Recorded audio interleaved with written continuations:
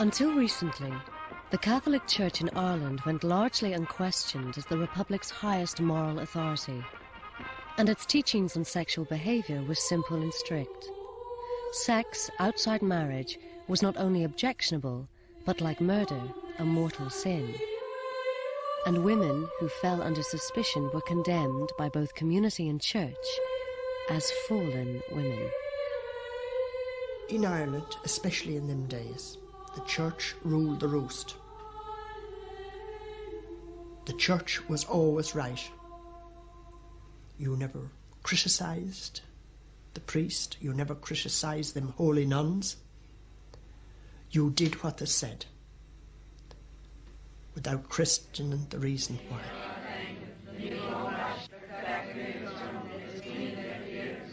To think about your body was a sin, it wasn't right. It made me very angry to think these were the people who were God's vicars on earth, and they set an example to us. We were supposed to follow in their footsteps, and they were so cruel. They were really cruel to us. And let's face it, we never done anything wrong.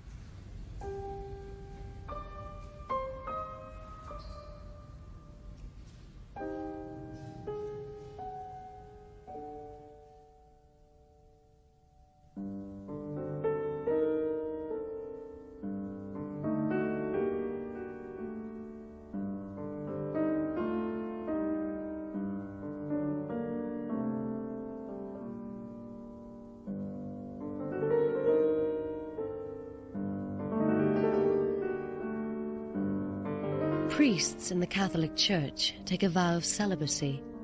As the brides of Christ, nuns live lives of holy self-denial.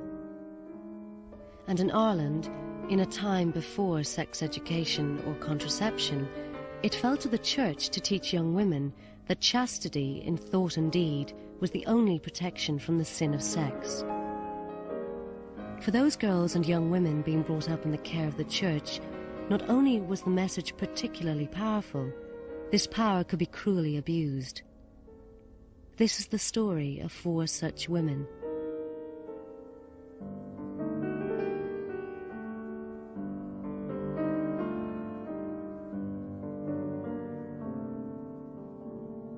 Bridget Young grew up in a Catholic orphanage in Limerick. When we started to develop, we were told quite clear from the nuns that there was no way that we could show breasts. Even through our clothes, we couldn't show breasts.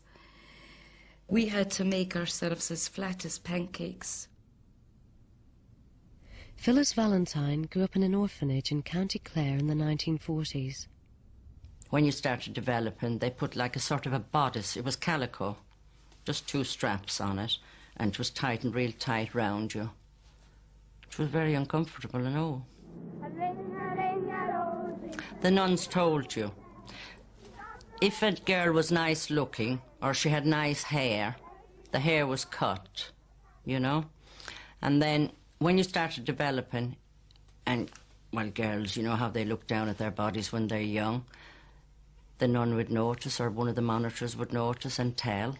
You'd be brought into the big office and you'd be sat down and told that it was a sin to be vain, it was a sin to go around swinging your hair, it was a sin to be looking at your body. You were told that by the nuns. They used to touch you a lot. They used to line us up every Saturday night, and they used to make us strip naked for them.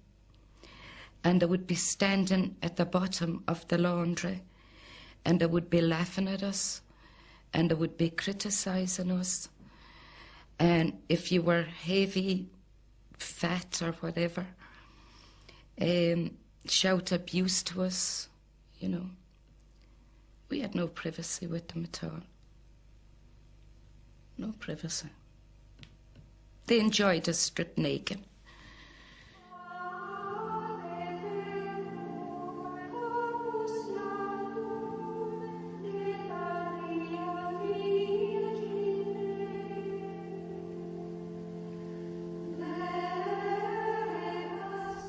The unchallenged influence of the church over all girls and women meant that most approached courtship in a state of ignorance. Contraception was illegal and there was no sex education. But religious dogma alone failed to prevent many thousands of single young women from becoming pregnant. Christina Mulcahy went out with a soldier in 1940. I didn't know anything about the facts of life, and I didn't know that I would conceive her. So I stayed with him, and he said he loved me. And I thought to myself, well, if he loves me that much, why would he persuade me to do this, have sex with him? And he said that this was the only true way to show that you love somebody. And I met him again then. He said, well, you did it before, why can't you do it now? And that was the time I got pregnant.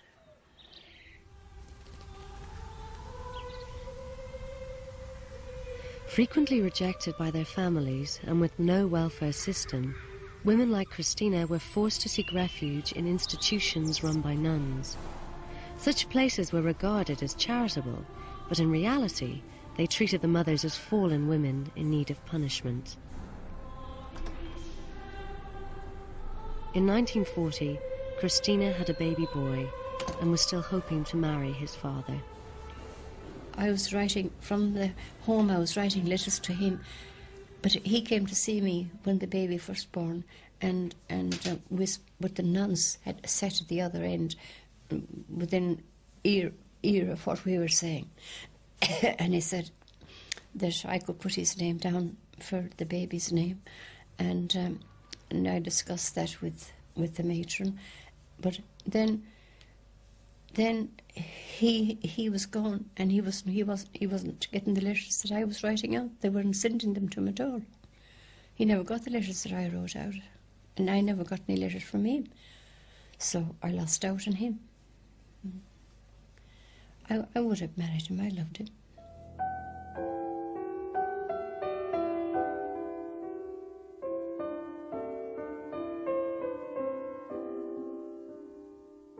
Nuns arranged for illegitimate babies to be placed in their orphanages, often to be fostered or adopted. To the mothers it seemed that they had no choice but to give their babies away. Nothing could prepare the unmarried mother for the sudden loss of a baby that she had loved and nurtured, sometimes for almost a year.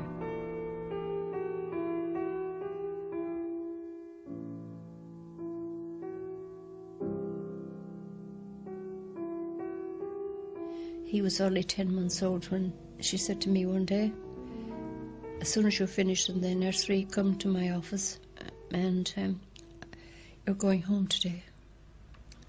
And I was breastfeeding the baby at the time.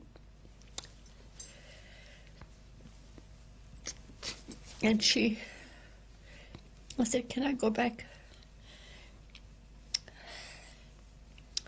and say goodbye to the baby? What does he know about anything? Go back and upset him. I said, you're not going back, there's a car waiting. And I said, no time to say goodbye. No time to say goodbye.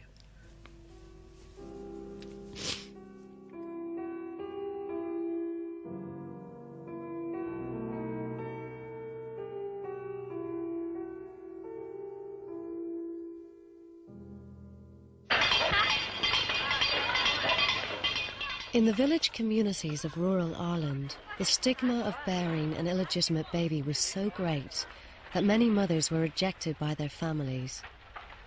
After being separated from her son, Christina was driven back to her village of Carrigan in County Galway. My father came to the gate, and 2 little brothers and little sister, and they stopped, and he said to me, what do you think you want? I said, I want to come home. You're not coming to this house. You're not coming into this house. You've disgraced us. You're right in the head. You can't be right in your head to bring a child into this world, and you deserve punishment. The The punishment was to be sent to one of Ireland's 10 Magdalen asylums. These institutions, run by orders of nuns like the Good Shepherds, had been built in the 19th century outside Dublin, Limerick and other Irish cities.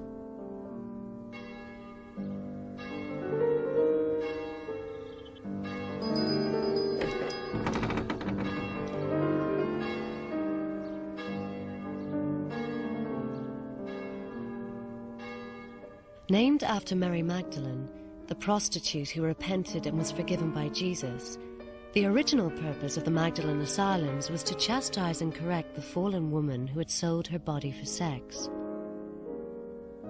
But by the 1940s, the majority of the inmates were unmarried mothers.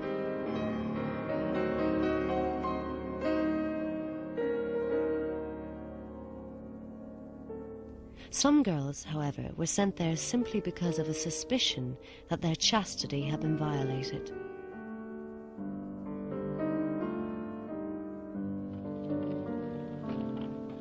Martha Cooney grew up on a farm in County Roscommon.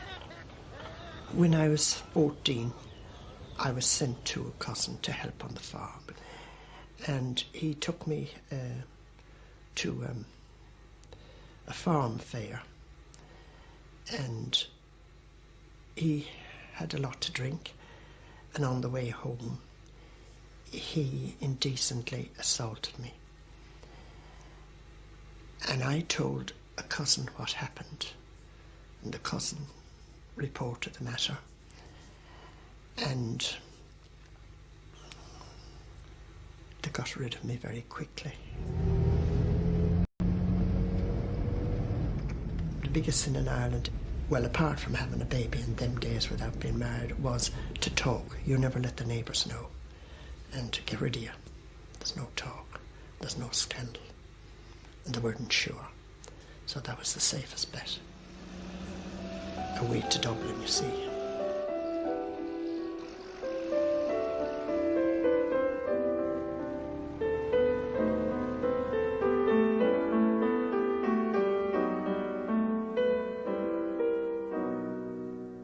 In 1941, aged 14, Martha was taken to one of Ireland's main Magdalen asylums, which provided secure accommodation for hundreds of women. The girls who made the journey to these institutions had no idea of the fate that awaited them. Phyllis Valentine grew up in an orphanage in County Clare. At 15, she was told the church had found her work in a laundry.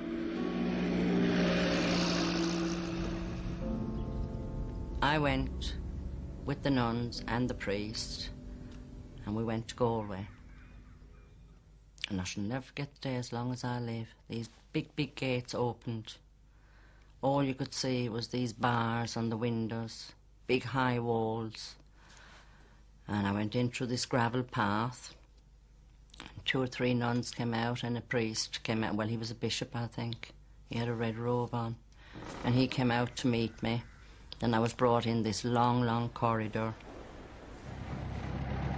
Still distraught after the separation from her baby son, Christina Mulcahy was sent by her family to a Magdalen asylum in Galway, run by the Sisters of Mercy.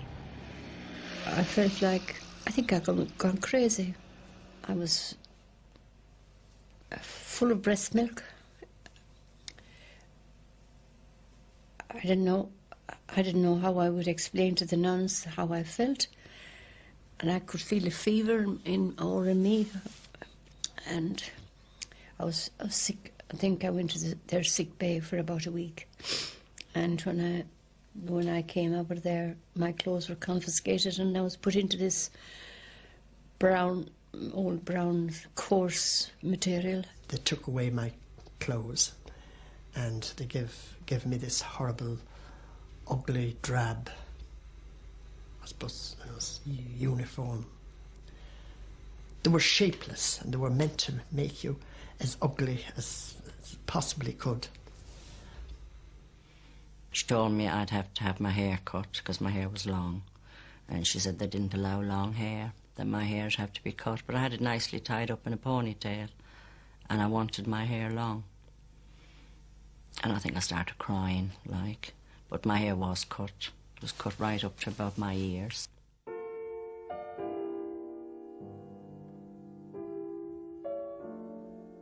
Just as Mary Magdalene, the repentant prostitute, had to reject her sexuality for her soul to be saved, so too did the girls who entered the Magdalene Asylum. They were called penitents, and with their hair cropped and wearing drab uniforms little changed since Victorian times, their penance was to work in Magdalene laundries for no pay. The labour was symbolic, the purging of sin by the washing of dirty linen. We worked all the time, and the work was very hard because we had to bend over the big sinks, washing, scrubbing, collars, cuffs. And we also ironed very, very heavy starched altar linen and surplices that the priest wore. And I got varicose veins from the ironing at 15. And I was told that that was a very privileged job to do. I did ask to be paid the first week that I worked there. They just laughed at me. They really did laugh. I felt degraded. And that's when the sister turned round and told me that I was here and I would stay here until somebody came to fetch me. I thought maybe we'd do 6 months there and then be let out, and that I would be allowed to go and see my baby.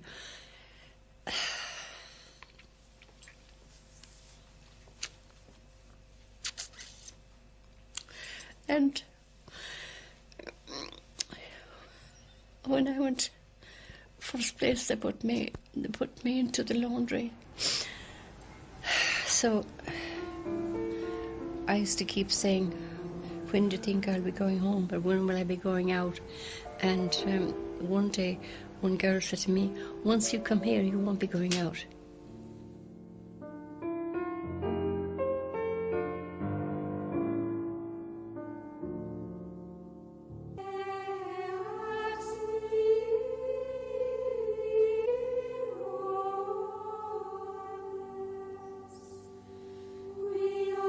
The Magdalene asylums were cut off from the outside world, run by orders of nuns, their lives dedicated to the service and worship of God.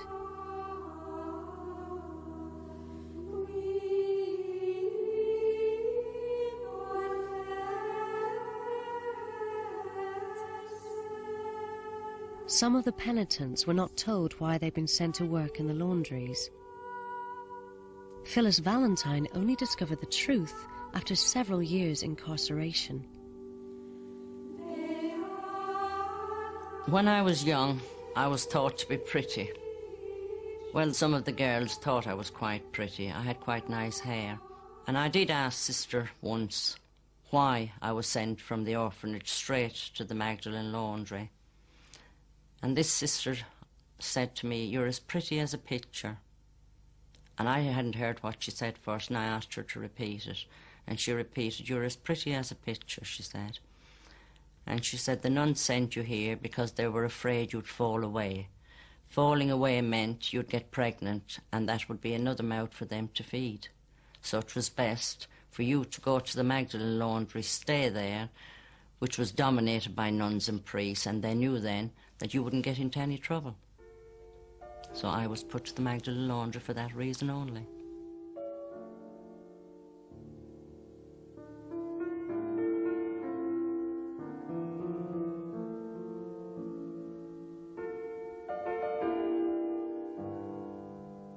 The regime in the laundries was relentless. The Magdalene penitents worked 6 days a week, 52 weeks a year, from early in the morning until late at night. We were caged, and we were powerless to do anything about it. We had no recreation, anything, just work and prayer and silence and atoning for the sins, and how wicked you were. And they reckoned, they told us very often that Mary Magdalene was forgiven, so we should we would be forgiven in time.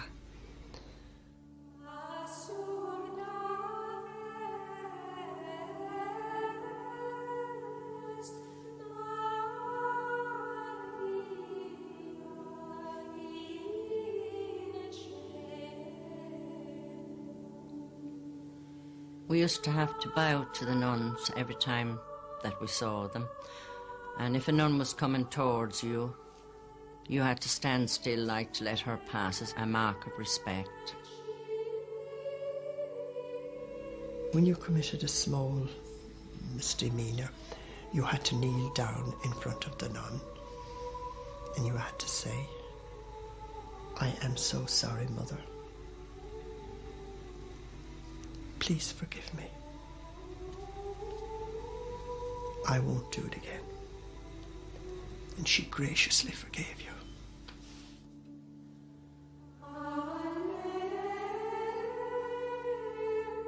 You see, the nuns, they were gods to you.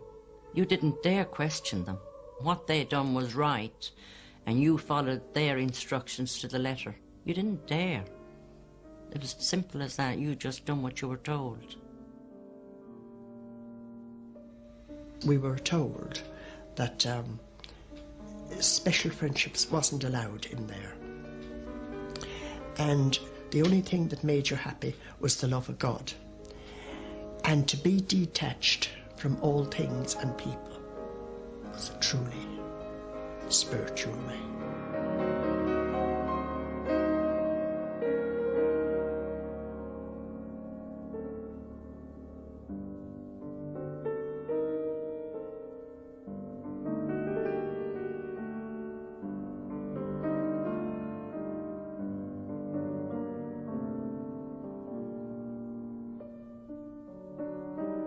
In order to encourage them to forget their sinful past, the women were made to work in silence.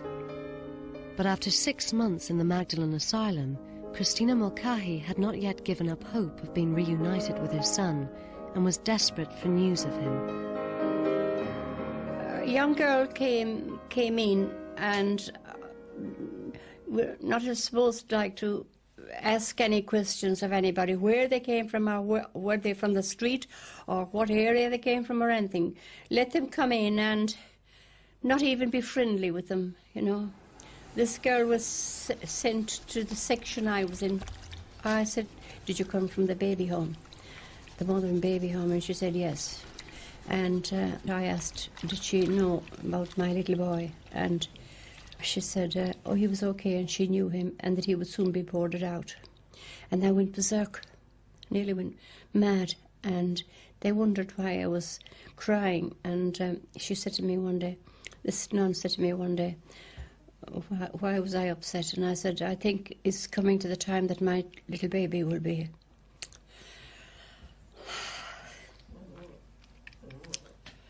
either sent to a foster home or to one of these institutions where little boys are sent and they don't get treated well, you know.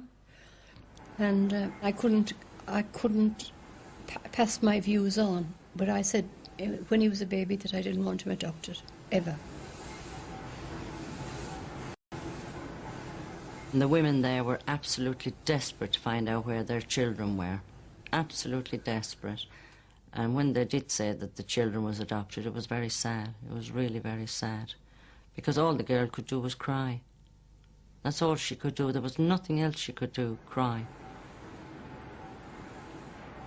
A lot did have tantrums. They'd smash things up, smash windows, kick the machines, things like that. Some of the girls did get punished, and they used to get pushed about quite a bit, punched, slapped. The nuns had this black leather belt that was tied round their waist and hung quite to the ground, and they used to wrap it up in their hand and really hit you hard with it. They were very vicious, some of the nuns, very, very vicious.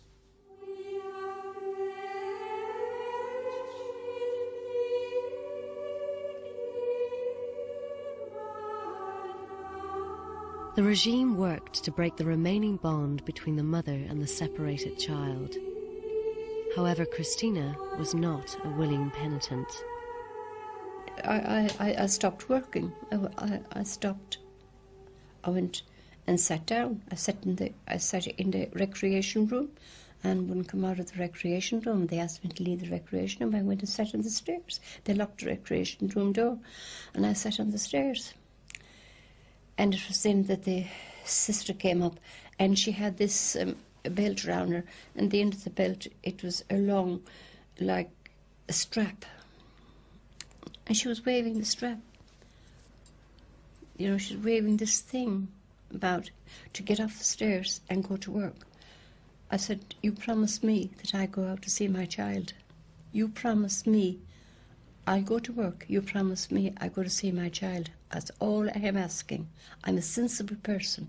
I am not daft or crazy or criminal. All I want is to see my child. And she was waving this thing. I said, now, and she was coming closer to me, you lift your hand and hit me, I will kill you. I mean what I'm saying. And I felt that surge. I felt I would kill her. I tell you, I would have never seen my child because I'd have been put to prison. I wouldn't end up... they may have kept me there. But that's all I wanted, to see my child.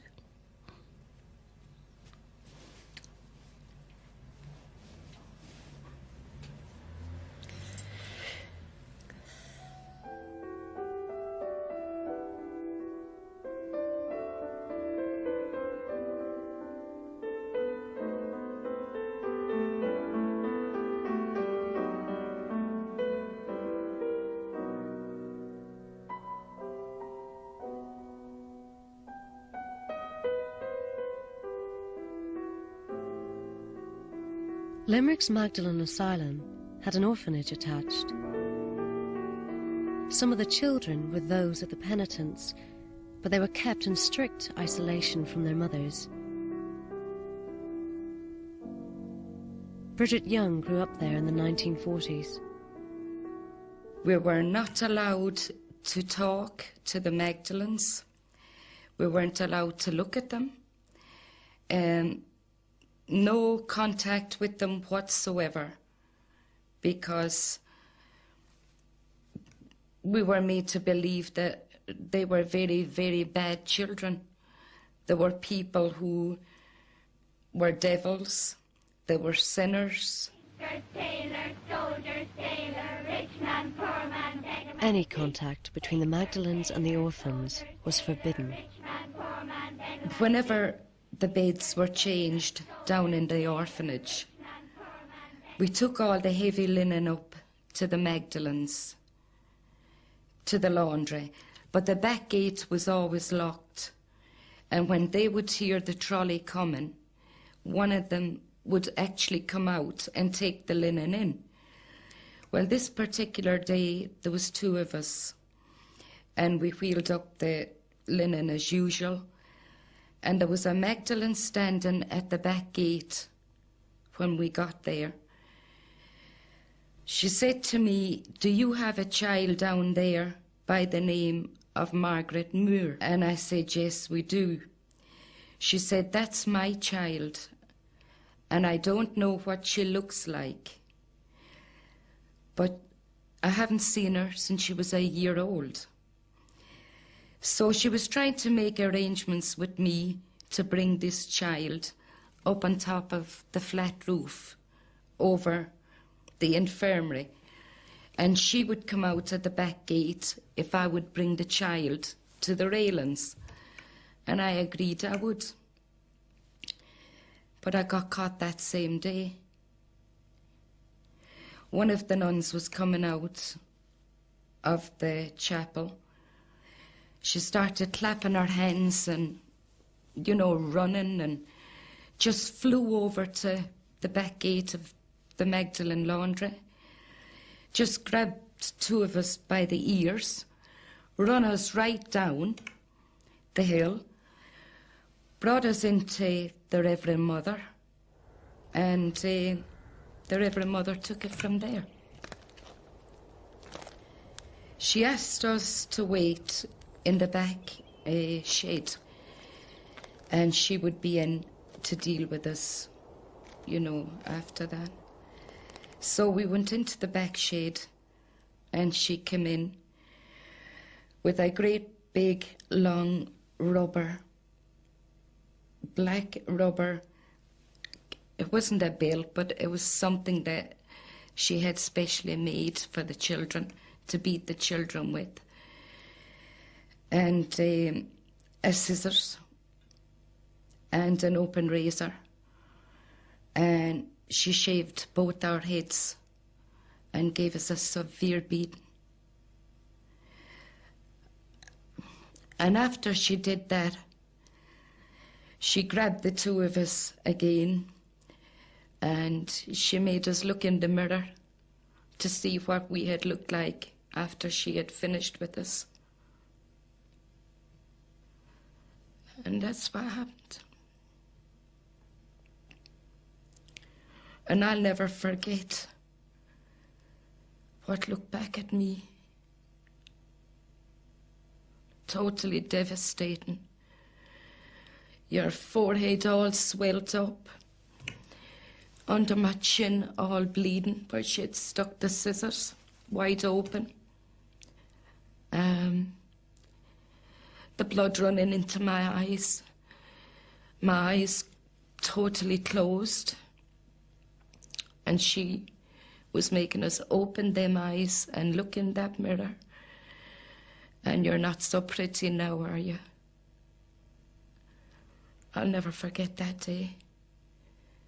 And this was just because talking to Magdalens. I was getting too friendly with the Magdalens.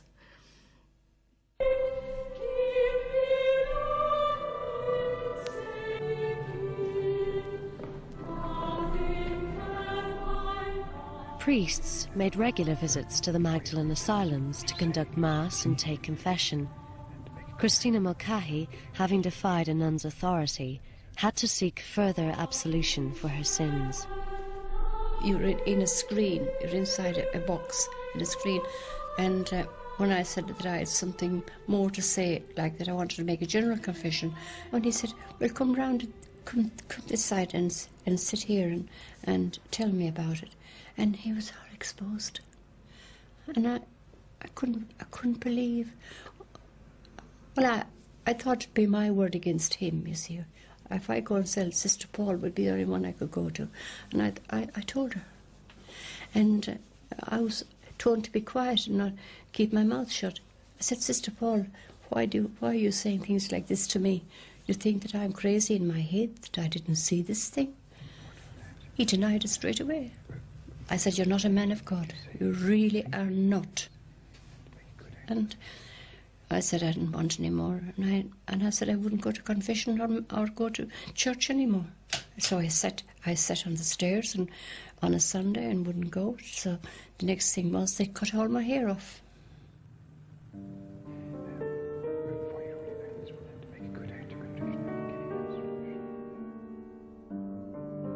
The punishment for Mary Magdalene was the model for the retribution meted out to the penitents. But having been accused of sexual impropriety, they were targets for abuse from their supposed moral tutors. Whenever you broke a rule like that, they always brought you to a priest to bless you. I was sitting in the parlour with him, and he was on one chair and I was at the other. And he talked away to me for a while. And then he started to move his seat towards me and wrap his two legs round my legs. And then he wrapped up his penis in a white handkerchief. And then he was getting himself all worked up on top of me. And then at the end, he just came over and just masturbated all over my dress. And I just said to him, "What's that?" I didn't know what that was. I mean, I had been in that convent for all them years. I never knew what sex was. I've had no experience of males or females or whatever. And I was very confused of what was going on. And then it continued after that. He done it another 3 times after that, at the back of the main gate, before he said Mass in the morning.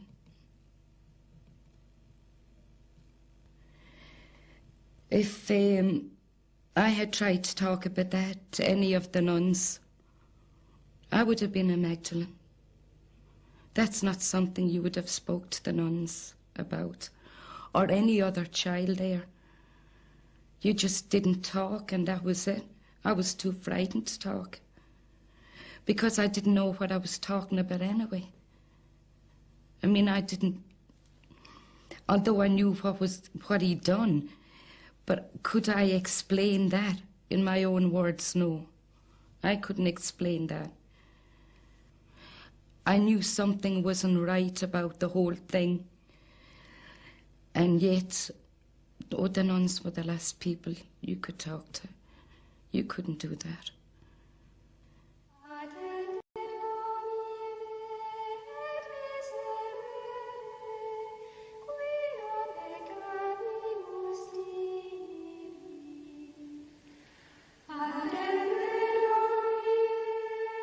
There seemed to be no escape from the Magdalene asylums and the orphanages attached to them.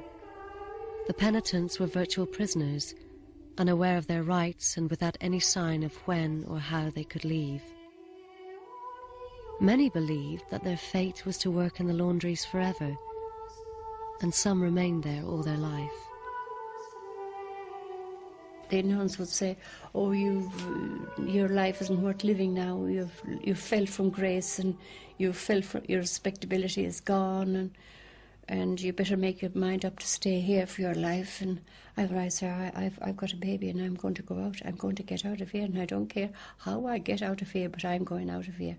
I will not stay in this place forever.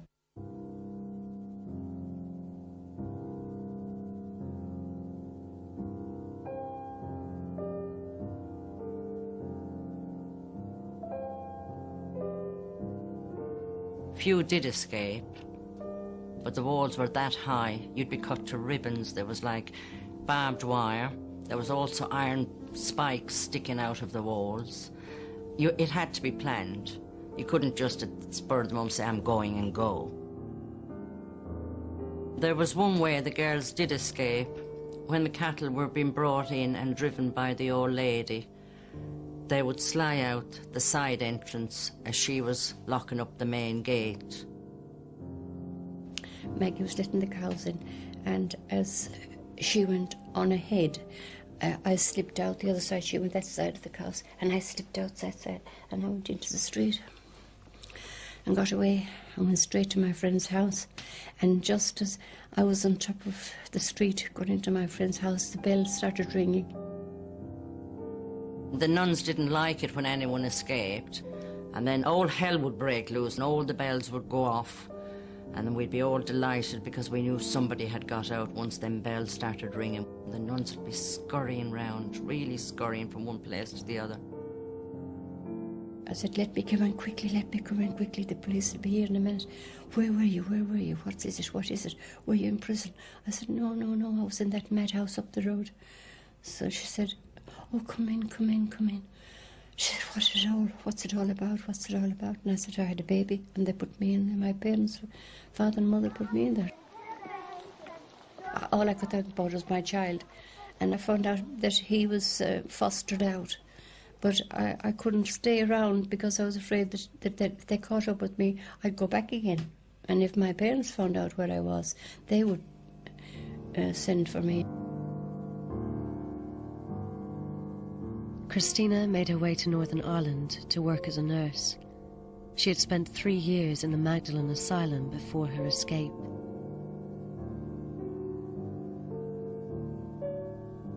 Some of the penitents' defiance of the nuns hardened as they grew up.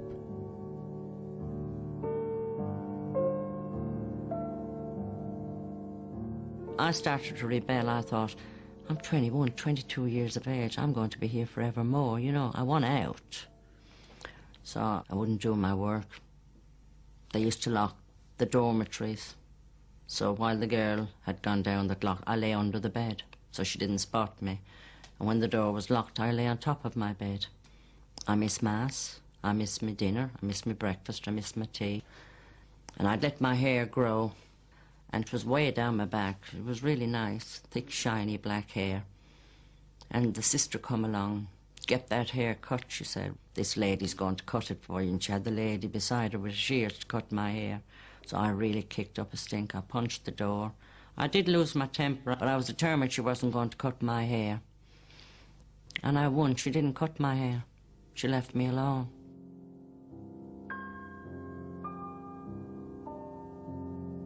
In 1964, after 8 years incarceration at the Sisters of Mercy Asylum in Galway, Phyllis was released.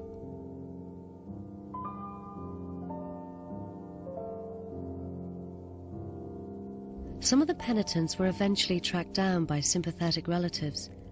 In 1945, after spending 4 years in a Magdalen asylum, Martha Cooney was rescued by her cousin, Jim.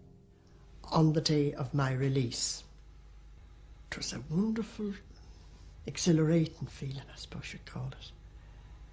And in the afternoon, Jim came for me and took me out, and I was free.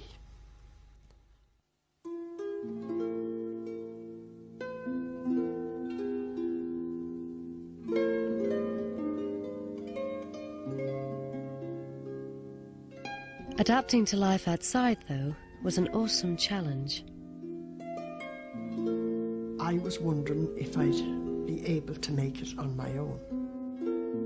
And you see, not having seen many people, only the usual, not having seen people dressed up, I mean, the clothes and everything was different. The spaces, and the come and go as you please, and whatever, was wonderful. When I left the Magdalen laundry, I went to Dublin, and I felt very self-conscious. I thought people knew who I was and what I'd done. I was supposed to be a real bad person in this Magdalen laundry, and I was frightened to talk to anyone. I was forever looking over my shoulder. And if somebody looked at you in the street, you yourself felt that they were looking at you because you were bad. They didn't know who you were. They didn't know anything about you, but this was how you felt inside.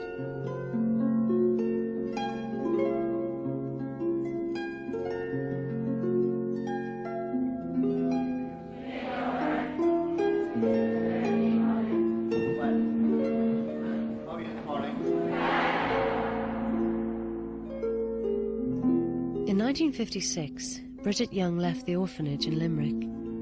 She had avoided the experience of the laundry, but the emotional scars of torture and sexual abuse still affected her 10 years later when she married. It did have an effect, a terrible effect. Because then, if it had never happened, and you get married,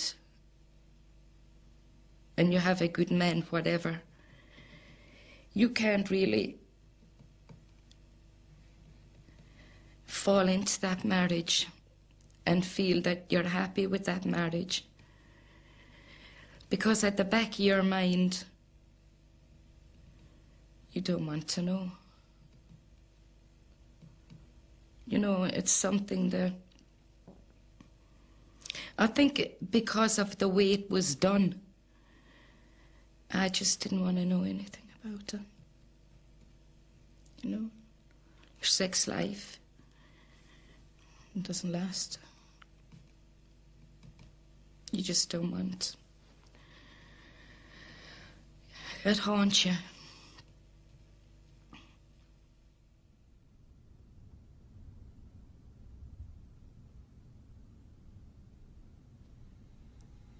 All I've wanted to do was do a job and be independent.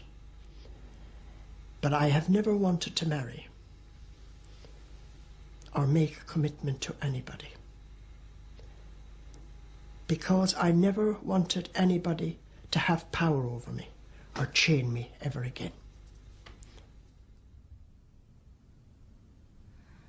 I met my husband when I was 25.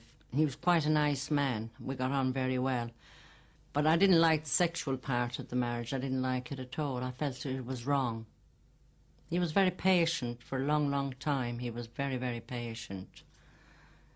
And that, but eventually we broke up. I felt ashamed. Every time he touched me, I thought it was wrong. The nuns had told us it was wrong to let a man touch you. They never prepared us for the outside world. It was really wrong of them, you know. But I wanted to have children.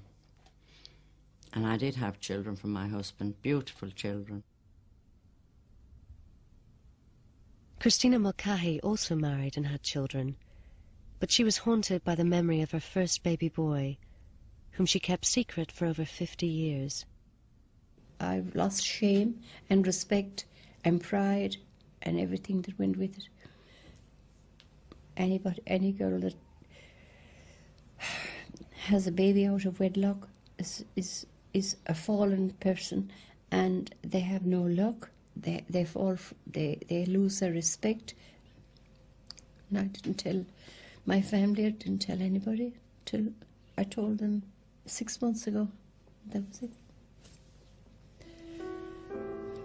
But I had suffered badly through it over.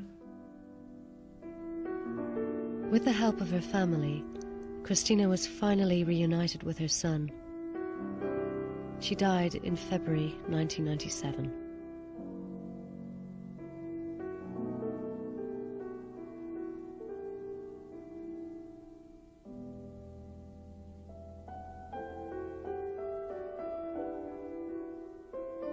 In 1996, the last of the Magdalene institutions closed. It is still not known exactly how many penitents worked and prayed behind their walls. The church has kept the record secret. But it's estimated that as many as 30,000 women passed through the asylums during this century. Of the many legacies of the Magdalene experience, one that clearly remains is a lasting hostility to the church. I didn't see anything godly in that church. I didn't see anything Christly. All I saw was a bunch of bullies. That was all a bunch of bullies and devils dressed up in nuns' habits. That's the way I looked on it.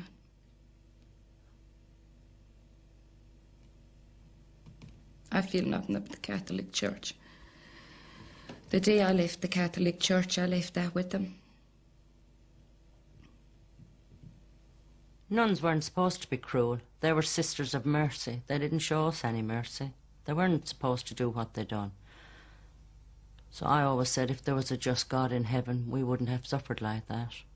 That was how I put it when I came out. I don't go to church. I don't pray. I don't force religion down my children's throats. I never have done.